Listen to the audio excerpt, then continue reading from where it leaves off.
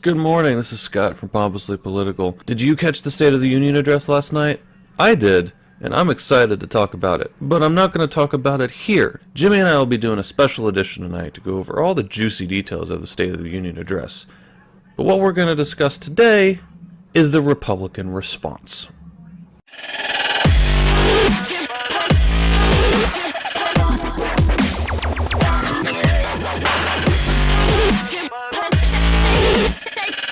The State of the Union was about as exciting as we had hoped for, from President Obama coming out the gate cracking jokes about Iowa to the comments about Sputnik and the economic growth.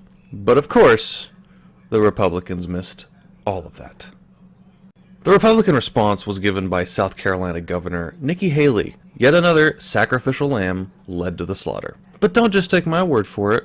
Let's listen to some of what she had to say. As he enters his final year in office, many Americans are still feeling the squeeze of an economy too weak to raise income levels. Economy's too weak to raise income levels? Is that the argument against minimum wage now?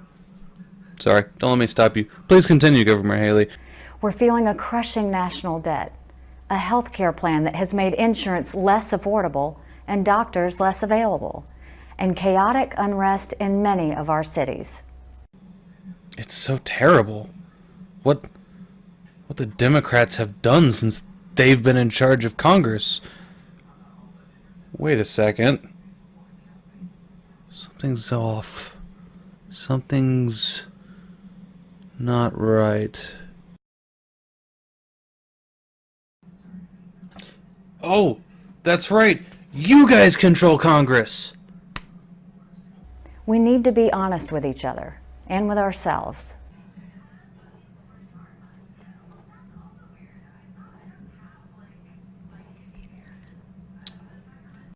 While Democrats in Washington bear much responsibility for the problems facing America today, one more time, just so we're clear. They do not bear it alone. There is more than enough blame to go around. We are facing the most dangerous terrorist threat our nation has seen since September 11th. And this president appears unwilling or unable to deal with it. Did you even watch the State of the Union? Have we not learned from Iraq and Afghanistan and Korea and Vietnam? We can't just keep jumping into situations and acting like the world's police. That's how we get ourselves screwed. And many of your frustrations are my frustrations. A frustration with a government that has grown day after day, year after year, yet doesn't serve us any better. A frustration with the same endless conversations we hear over and over again. A frustration with promises made and never kept. I'm not going to play it again. You guys control Congress. It's your fault nothing's happening. When you have a party that is so divided amongst yourselves that you can't even unite to do anything in a Congress you just called out for not being able to do anything, how can you expect to lead the country? How can you expect voters to have any confidence in your ability to handle the presidency when you can't handle what you already have? We as Republicans need to own that truth. We need to recognize our contributions to the erosion of the public trust in America's leadership. We need to accept that we've played a role in how and why our government is broken. And then we need to fix it. The foundation that has made America that last best hope on earth hasn't gone anywhere. It still exists. It's up to us to return to it. No one who is willing to work hard, abide by our laws, and love our traditions should ever feel unwelcome in this country. Except for the gays, right? Transsexuals, cross-dressers, the 5 to 12 million Muslims we have here. At the same time, that does not mean we just flat out open our borders. We can't do that. We cannot continue to allow immigrants to come here illegally. Nobody's allowed them to come here. That's why they're illegal. There's an important lesson in this. In many parts of society today, whether in popular culture, academia, the media, or politics, there's a tendency to falsely equate noise with results. Go on. Some people think that you have to be the loudest voice in the room to make a difference. That's just not true. Often the best thing we can do is turn down the volume.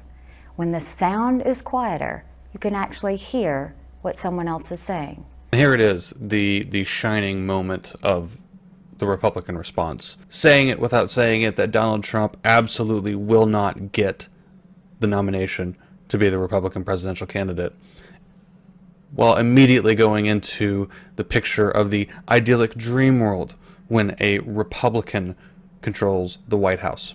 If we held the White House, I think I'm gonna need a beer. taxes would be lower for working families, and we'd put the brakes on runaway spending and debt. We would encourage American innovation and success instead of demonizing them. Unless you're gay, or atheist, or Muslim, or any type of non-Christian, or anything the Bible says that isn't cool. Without demonizing them. So our economy would truly soar and good jobs would be available across our country. We would reform education so it worked best for students, parents, and teachers, not Washington bureaucrats and union bosses.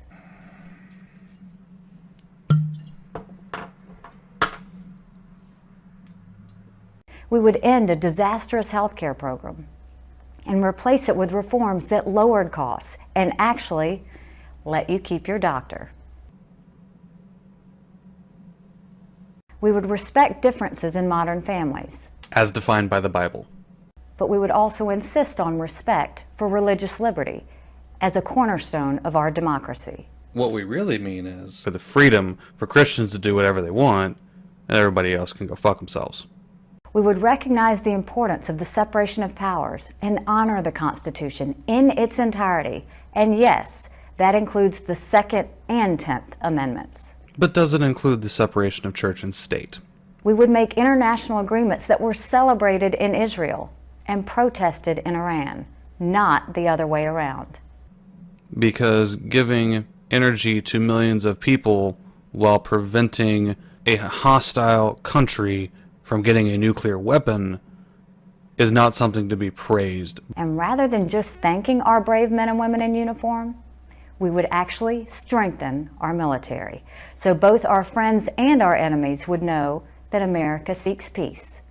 But when we fight wars, we win them. Nobody's questioning that. Who is questioning that? We spend more on our military than the next 26 countries combined. Nobody is questioning how good our military is. What we should be questioning is why we keep sending our military into situations where they can't win. Why we keep trying to build countries when we have no business being there. Do you guys not understand how history works? Seriously, look at Korea. Look at Vietnam. Look at Iraq. After 60 years of doing the same thing and it working the same way every time, should kind of start getting the picture that that's not how we should be doing things. And that can make a world of difference. What's going to make a world of difference is when we finally open our eyes to the facts and start looking at the real world around us without blinders on for political gain, without looking at things through how it benefits your party or not. I'm not saying Democrats are innocent in this either. Democrats do have a share of the blame. Not nearly as much as Republicans have right now, with their complete inability to get anything done because of how divided they are as a party. I would have to ask Governor Haley one thing. Do you honestly believe the piles and piles of horseshit you just fed to the American people? Do you honestly believe that at the end of the day? Or were you just given a script to read when you walked into the building, didn't even have a chance to review it? But I digress. We could do this all day. What I really want to know is what you guys thought about the State of the Union's Republican response. So maybe some of you are Republican. Maybe you agreed with what she said. Maybe there's an aspect of it that we're not seeing. I'm open to that discussion. Head us up on Twitter at Polypompous, or on Facebook at Pompously Political, or polypompous.com. Let us know what you guys think. Give us some responses. Give us some questions. Jimmy and I are going to go much more in depth on this and more when we do our State of the Union special. Stay tuned for that. As always, take care. Keep thinking.